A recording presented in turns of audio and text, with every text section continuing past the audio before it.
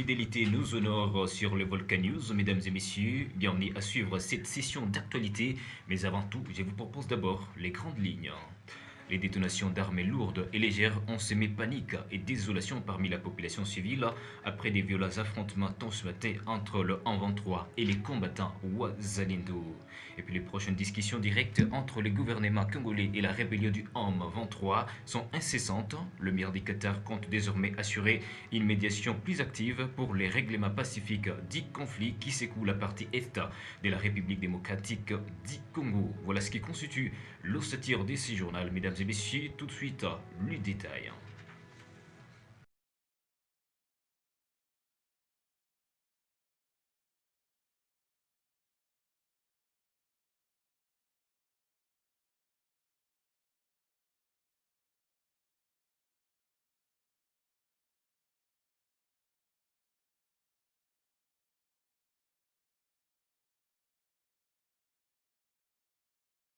Pour commencer, depuis la matinée de ce jeudi 3 avril 2025, des violents affrontements sont signalés entre le 123 et les Wazalendo dans le groupement Mufuni-Shanga à Massissi Centre, ici dans la province du Nord Kivu, à l'est de la République démocratique du Congo. Donc, je vous propose les détails.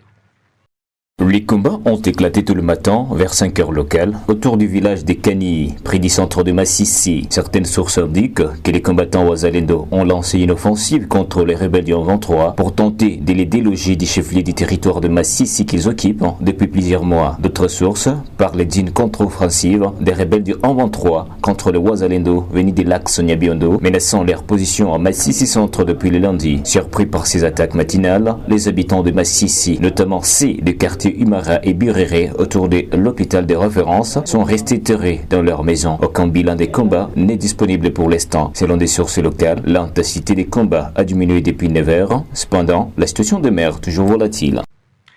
Les délégations du gouvernement congolais et du 123 AFC vont se retrouver le 9 avril 2025 prochain au Qatar.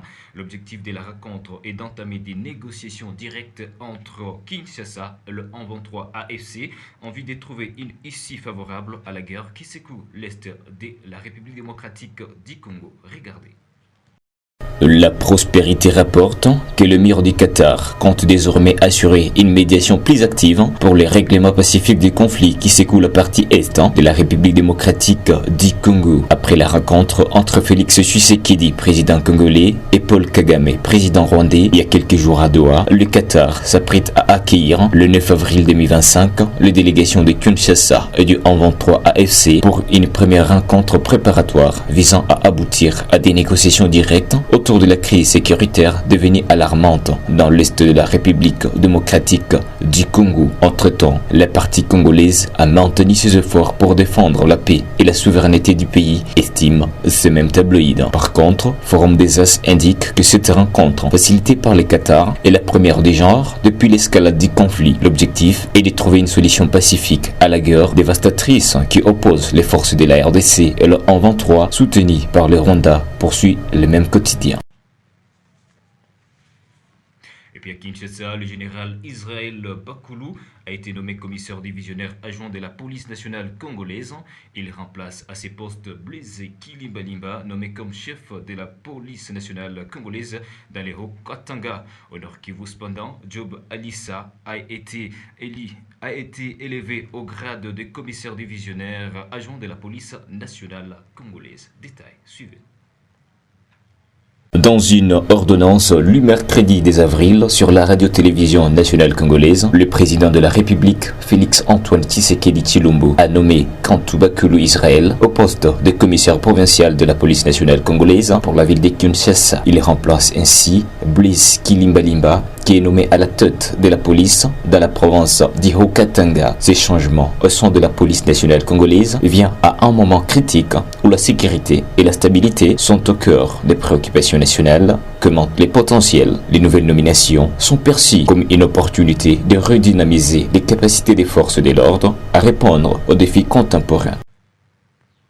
Pour terminer ce journal, mesdames et messieurs, l'Institut congolais pour la conservation de la nature, ICCN, s'engage dans la contribution de la restauration de la paix à l'est de la République démocratique du Congo. Pour ce faire, il appelle la population à faire confiance aux institutions congolaises, mais également à la protection de l'environnement et la biodiversité, socle d'un avenir meilleur. Méthode Ourosé, directeur des relations extérieures du parc national de Virunga, nous en parle ici dans cet élément que je vous propose de suivre. La stratégie à utiliser dépend du type d'envahissement. Pour le cas des groupes armés, il y a des opérations qui sont en train d'être menées, c'est notamment les opérations du UPDF contre les ADF Nalou et toutes les autres opérations que les FARDC ont menées contre les groupes armés, mais également l'ordonnance qui a été signée par le président de la République pour créer une force avec pour mission de traquer tous les groupes armés qui sont installés dans les aires protégées. On pense que si cette force fait son travail, on aura résolu les envahissements dus aux occupations des terres du parc à travers les groupes armés. Pour les questions du populisme politique, pour mettre fin à ça, ce n'est pas s'attaquer directement aux politiciens, mais c'est plutôt donner la vraie information aux communautés. Pour que quand quelqu'un vient, quelqu'un qui veut se donner une autorité dans les communautés, donne des faux messages, si la communauté est informée en avance, elle va lui revenir avec des questions pertinentes et il sera anéanti. C'est tout ça qu'on est en train de faire. Depuis un temps, on a lancé des grands programmes de meetings populaires pour que la population s'exprime, pour qu'on prenne en compte leur point de vue, en fait de couper court à ce groupe de gens, entre guillemets, qui se disent leaders communautaires, les gens évolués du village qui viennent malheureusement tromper la population. On a eu une diminution en termes d'individus, c'est normal, mais toute diminution d'individus ne signifie pas que ces individus-là ont été tués. Parce qu'il y en a qui se déplacent compte tenu de la situation sécuritaire, ils se déplacent dans les pays voisins. C'est comme aujourd'hui, vous avez appris qu'il y a une famille de gorilles de la RDC, mais qui est au Rwanda. Il s'est réfugié là-bas. Et il vit là-bas, et le Rwanda reconnaît que c'est une famille congolaise. Donc, il y a des zones où on ne voit plus les animaux. C'est vrai, il y a le braconnage qui existe, pas seulement dans les zones occupées par les rebelles, mais le braconnage existe dans toutes les zones. C'est une des sources de diminution des animaux. Mais toute la diminution ou la rareté d'observer les animaux dans certaines zones ne signifie pas toujours qu'ils sont morts. Parce qu'on l'a vu dans la zone de Chacha, après avoir stabilisé la zone, tous les éléphants qui étaient en Ouganda sont revenus. On croyait qu'ils étaient tous tués, mais on s'est rendu compte qu'ils s'étaient plutôt protégés en fouillant l'insécurité et ils sont revenus quand les choses se sont stabilisées. Donc, en termes d'espèces, on a gardé toutes les espèces. Au contraire, nous avons eu l'augmentation d'une nouvelle espèce par rapport aux espèces originaires du parc.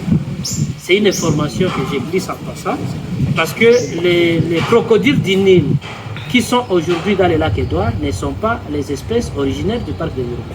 C'est une nouvelle espèce qui s'est augmentée compte tenu de la situation. C'est une espèce qui vivait dans les fleuves Nil et qui est remontée à travers la Semliki et jusqu'à arriver dans les lacs Édouard. Aujourd'hui, il pilule dans les lacs. Et il est en train de continuer même dans la rivière Rutshuru. Il y a eu des observations des crocodiles sur la rivière Rutshuru dans la zone de la chefferie. C'est un gain que nous avons eu, mais c'est une espèce aussi envahissante parce qu'il détruit les poissons. Il a une influence négative sur les stocks de poissons dans les lacs Édouard. Donc on est en train de projeter des études là-dessus pour voir est-ce qu'il faut éliminer cette espèce ou comment il faut le maintenir dans un nombre minimum acceptable, parce que ça reste un danger. Maintenant, il y a des cas d'attaque des communautés par les crocodiles. C'est avec cet élément des lycéennes que nous bouclons complètement cette grande édition du journal. Grand merci au concours rédactionnel pour cette production. Gratitude infinie à vous pour nous avoir suivis. Portez-vous bien. Au revoir.